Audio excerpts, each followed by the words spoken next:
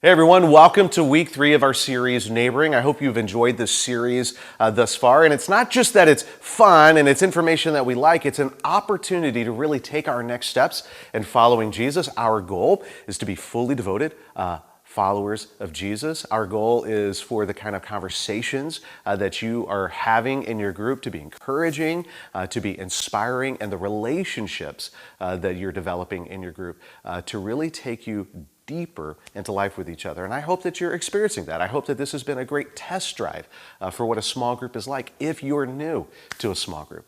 This is week 3. Next week is the final week of the series. We're going to ask the question, what was Jesus like at a party? Believe it or not, the answer to that question has a significant impact on how we live our Christian life. We'll talk about that more next week. I hope that you'll be there for that. And we are going to end this series with a massive party. Our church is throwing a block party. This is going to be great for everybody who already comes to Autumn Ridge, but we've also invited everyone who lives within a mile radius of our church. That's over 1,500 residences. That's thousands of people, and this is an opportunity for us to build relationships with people who are our church's neighbors, and it's an opportunity for us to really enjoy each other, and that's a meaningful thing. I hope you'll be a part of that, and if you have kiddos, I promise you, there's going to be a lot of fun stuff for them as well. So as we've been going in this series, we've looked at, Jesus said, hey, this is the most important thing you can do with your life. This is the most important command. This is what it all hangs on.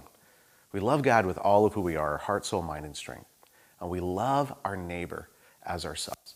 And one of the things that we've seen from Jesus as we focused in on what it means to do that and to be a neighbor is that we are far more relationally connected and relationally obligated than we like to think. That God has intentionally designed our lives. He's intentionally designed the entire world to work in this way that our relational connections and our relational obligations vastly exceed our imagination. And that's important. And the real question isn't who is our neighbor, because it's basically everyone. The real question is, are we a neighbor? What are we going to do with this charge from Jesus to love others the way that we love ourselves? And as we really get to know Jesus and as we follow Jesus, the charge is this: to love others the way that he's loved us. That's why we are guided by this question. What does love require of me? And as we get into that, we just got to be honest. Sometimes it's hard. Sometimes I'm relationally connected to people and I'm relationally obligated to people I don't want to be connected to. And they do things that make it hard. I bet you have people in your neighborhood that make it hard to be their neighbors. I bet you have people in your neighborhood that makes it hard for you to really live out what Jesus taught. And you might say to me, Rick, the things that they do, the things that the way that their choices, their behavior, the things that they're doing, the way it impacts my life, it's not fair. You're probably right. And you could probably tell stories, the way that they live their life, their choices, the way that it impacts you, it's wrong. And you're probably right. We don't get to control the behaviors of other people.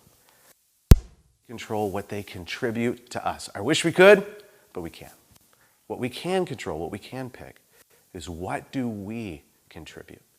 And this is where we're really hunkering down and saying, Jesus, I'm going to take you serious. You're not just a teacher in my life. You are the leader of my life. You're the king of my life. And so, Jesus, if you're the king, help me see all of this and all of my relational interconnectedness in the way that you see it.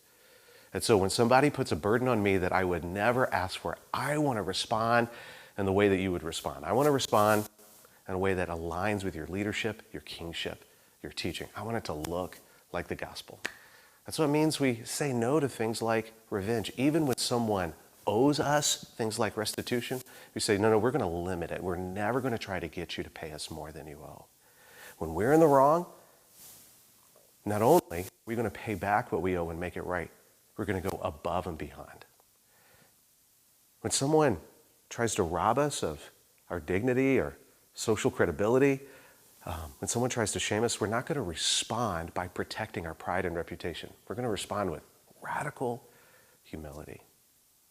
And we're going to respond with kindness and generosity. And it's not really because we're trying to earn something. It's not because we're trying to prove something. It's not white knuckle obedience. I got to force this to happen.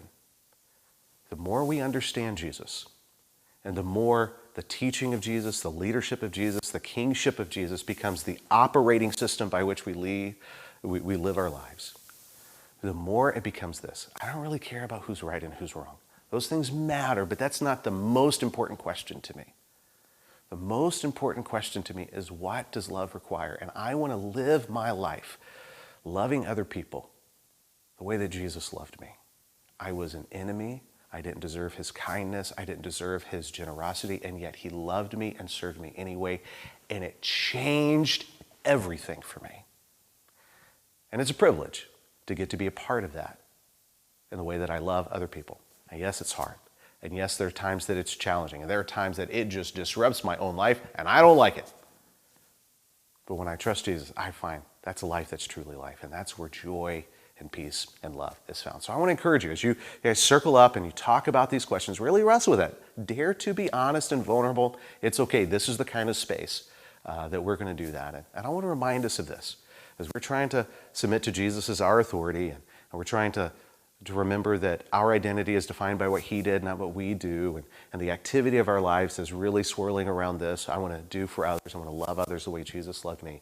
The way that we grow in this, the way that we mature in this, to use the word that Jesus used, the way that we are perfected in this, really hinges on how we love each other here in our church.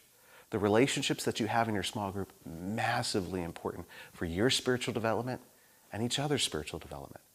The way that we practice loving each other in our church, massively important. This is how we learn. This is the safest environment for us to develop and grow.